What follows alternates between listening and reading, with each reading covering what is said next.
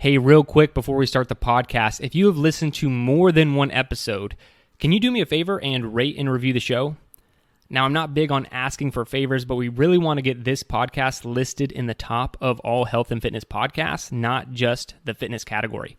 This will take you less than a minute, and if you could do that, that would make us friends forever. And since we refuse all sponsors on the show, this will be my only ask rather than telling you to go check out some supplement or product we don't actually believe in, like every other podcast out there. So please rate and review. Okay, that's it. To the podcast. What's up, ladies and gentlemen? Jerred Moon here, and I'm going to be doing a quick episode on weight loss. This is expanding on some of the ideas and discussions we've had in previous podcasts, but really, I want this short and condensed version of it so I can give you the 5 ways we have seen athletes lose weight and keep it off, and the strategies and the mindset behind it, because it really is a lot less complicated than you think. And so we're going to dive into it. Questions we get asked regularly is, okay, I want to lose some weight. Should I be doing intermittent fasting? Should I be doing the vegan diet, carnivore diet? Which diet is going to be the best diet? Maybe which macro plan should I follow, or actually which macro plan breakdown percentage wise is the best for weight loss? Should it be low fat or lower carbohydrate? What should I be doing there? These are a lot of the questions that we get when someone comes to us and they want to lose weight. And I really just have to say, you're asking all the wrong questions. You're not approaching this the right way. And I'm not going to get too much into you making sure that you understand your why. I'm not going to try and get too philosophical here today in this episode. I'll save that for a later time. I do want to give you some tactical weight loss stuff, but make sure you have that question answered about why you're doing this in the first place, because you need goals that are going to be a little bit more, intrinsic and keep you going for the long run. So I'll cut to it. 5 ways that we've seen athletes lose weight when they stick to these simple principles. So the first thing that we do, especially what I've done when I've been worked one-on-one with people who specifically have this weight loss goal, the first thing I'm going to have you do is cut liquid calories. And it sounds really simple, right? And sometimes I would get pushback from athletes thinking that they're a little bit tougher than that. They can handle more. And I'm like, no, that's all I want you to do. We'll meet back in a week, 2 weeks, whatever the cadence was. You let me know how it goes, and we're going to work from there. And when I say cut liquid calories, I mean any form of liquid that has a calorie. So no cream in your coffee. That means no sodas, no juices, nothing liquid that has a calorie. And the reason being is because most caloric drinks or drinks with calories, they can pack a lot into a small package, and you can suck that thing down and you're going to consume a lot of calories, but you're not going to be that satiated. And so it's a great way to just add a bunch of calories, never actually feel full from it. And so it really doesn't help any sort of caloric deficit or weight loss goal there. This is a very easy thing that you can do right away. And oftentimes with athletes, depending on how much weight they need to lose and where they're at in their journey, this can actually equate to pounds lost within the first 2 weeks of working with someone if they are, heavy caloric drinker, like either drinking a lot of alcoholic drinks, which again, those guys, those have calories. So I'm throwing alcohol in there too. So cutting alcohol, cutting cream out of their coffee, not drinking the Dr. Pepper can immediately reduce their caloric intake by several hundred, if not 1,000 calories a day, depending on, like I said, what they were doing previously. So that's number 1. Number 2, we do this challenge all the time in our community. We call it the protein and water challenge. Technically, it's 2 things, but this is going to be my number 2. Track your protein and your water. Again, we're not getting to a macronutrient plan or anything like that. I just want you to track your protein, anything you put in your mouth. And I'm not even directing you to a certain type of plan. I'm not saying I want you to be vegan or paleo and eat a lot of protein. I'm saying just track your protein and be a little bit more mindful of it. We can set targets later. Track protein. Try to eat more protein than you normally do after you've tracked for a day or two. Say, I want to eat a little bit more protein than that. Again, we're not getting into the numbers. We're not getting into a macro plan. I just want you to track your protein. Okay. And then also the same with water. Track your water. Try to get at least 50% of your body weight in ounces of water. This is going to be very important if you have cut out a lot of other liquid calories, because those things do still provide hydration. So you're going to want to make sure you're still getting hydrated with water, making sure you're having electrolytes, minerals, and things in that water as well. But keep in mind, you get a lot of hydration from your food as well if you're eating fruits and vegetables, and really most foods have some form of hydration in them. Next is going to be fiber. So we've cut the liquid calories. We're doing protein and water. Next, try to get 30, 50 grams of fiber per day, every single day. And so this becomes the next thing to track. And you really want to master each one of these before you go forward. So I'm not saying do all 5 of these. Again, going back to if I was working with you, I would have you do the first one. We'd probably do that for 2 weeks, maybe 3 weeks until I feel like you have mastered it.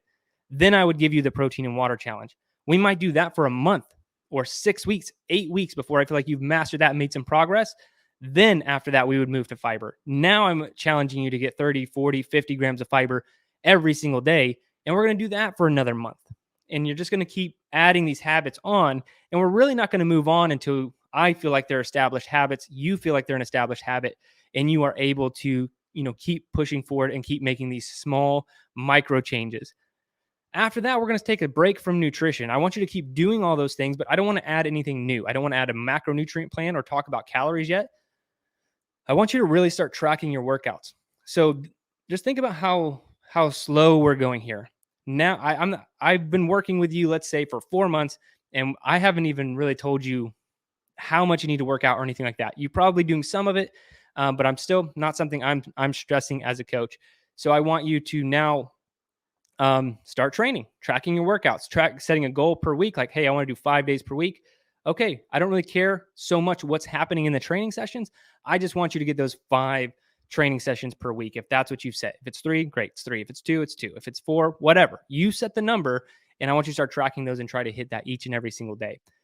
Now, before I give you the last one, this is a very slow process.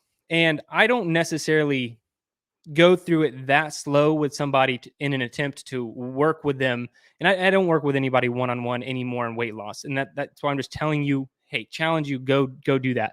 But I'm not doing that as a coach to try and stretch things out to where I hope this person pays me for 3 years. It's nothing like that. It's just if you are in a bad situation in which you feel like you cannot lose weight, or it comes back, you lose it and it comes back, you haven't been establishing the right habits, okay? You haven't truly changed who you are. You might have jumped to a macronutrient plan or a type of diet and you saw some results with it, but that doesn't mean you've changed at all. That just means you forced yourself to do something. You've used willpower, and willpower will run out. It will run out. That's why eventually you need to change it to habit. Then you won't need that willpower or motivation or even discipline anymore, because it's just going to be a habit. But it takes a long time to develop these habits. And that's what I want people to focus on. Slow. If you have a lot of weight to lose, set a 5-year timeline. Do not set a 5-month timeline. Do not set a 1-year timeline. Set a very long timeline. And this would be dependent, again, on how much weight you want to lose. You don't want a 5-year timeline for, 10 pounds of weight loss. But if you have a significant amount of weight to lose, maybe a better goal is over 2 or 3 years. And some coaches, to be honest, would push back on this. They might be like, no, they could just do these workouts and they could do this macro plan. They lose weight. And it's like, yeah, that's great. And we could all just get 6 different side hustles and start our own businesses and make millions of dollars. But no, it doesn't really work that way, because everyone knows you have to put in the right amount of work at the right times. You have to change who you are. You have to have the productivity habits. You have to have everything in place to be able to move forward. So in a perfect world, we can all do whatever we want. We can all be Jeff Bezos. We can all have 6-pack abs, but it's not the truth. And we all know that it's not the truth. And so we need to stop acting like these macro plans, diets, fads are the way to attack weight loss. It's not working. It's not really working for anybody. Okay. So after you tackle those 4, the last thing I would have you do, after we're consistent in working out, you got fiber, protein, and water, cut liquid calories. To be honest, you've already lost probably a good amount of weight doing these things. Now we're going to start tracking calories and or macronutrients. And we're going to put you at a deficit in, just enough and not for a very long time. So you start to lose a little bit more weight. Now, one thing on the difference between calories and macros. So macronutrients are just a breakdown of carbs, fat, or protein, and they have a certain amount of calories for each one of those. Calories are just calories. So if you're tracking calories, it doesn't necessarily mean you're getting a certain amount of protein or fat or carbohydrates. It just means total food that you have eaten. If you go into a caloric deficit, you can lose weight. So you can lose body weight when you track calories and you eat them in a deficit. That's body weight. If you are wanting to look a certain way, now we're talking about body composition, which is different than body weight. Body composition will require a specific macronutrient plan. Okay, so you also need to start thinking about which one you want, because if I was working with someone who's like, hey, I just need to lose a little bit of weight, I want to be a little bit healthier, be able to walk my dog without getting winded, we might just do some weight loss stuff. If you're like, well, I actually really want to look a certain way and perform a certain way, okay, we might go down the macronutrient plan. And this is something for you to think about. Realistically, in your goals, what do you want? Are you more of, I want to look a certain way, or I just need to drop a little bit of weight? And so really think about those things. And that's the whole thing, guys. Like, go through this process painfully slow. Don't move on to the next until you've mastered the first and you feel like it's habitual. After that, you can move on. But it's going to take these small, tiny, micro steps and habits to achieve your goal, or you're going to achieve your goal really fast in 6 weeks. Prove me wrong. That can be done really fast. And then, okay, let's meet back up in 4 years and see if you kept all the weight off. And if you didn't, then maybe, just maybe, you want to try my approach.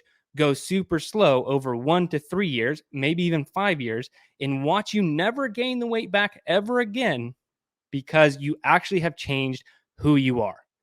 All right, guys, that's it for the Garage Gym Athlete podcast today. Remember, if you don't kill comfort, comfort will kill you.